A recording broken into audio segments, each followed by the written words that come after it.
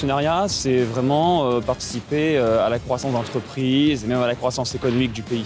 L'actionnariat, c'est pour moi participer au développement d'une entreprise, c'est contribuer aux différents plans d'action qu'elle peut mettre en œuvre.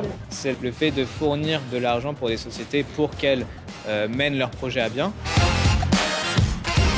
Mes économies que j'avais de côté, je les ai placées sur des fonds, notamment via mon PEA, pour justement avoir une petite sécurité pour plus tard. Et puis c'était aussi de croire justement dans les sociétés françaises. En tant qu'étudiant en finance, il n'y a rien de mieux justement que de pouvoir faire du concret pour comprendre. C'est vrai que les projets après par la suite, oui, c'est pouvoir bénéficier de dividendes, pour pouvoir toucher des revenus passifs notamment. C'est pour me créer un capital à long terme. Je pense qu'il faut commencer le plus tôt possible. Quand on voit un livret A qui nous rapporte 0,75% et qu'on a une inflation, je crois, de 4% en Europe, l'argent qui dort, on le perd globalement. Donc autant le mettre sur, certes il y a un peu plus de risques, mais à long terme, normalement, si on choisit bien, ça devrait bien se passer. To make money.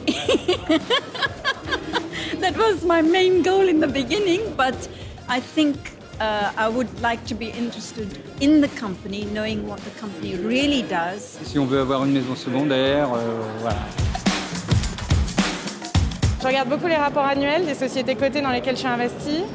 J'écoute aussi leurs conference calls, leurs conférences de presse quand elles sont publiques, etc.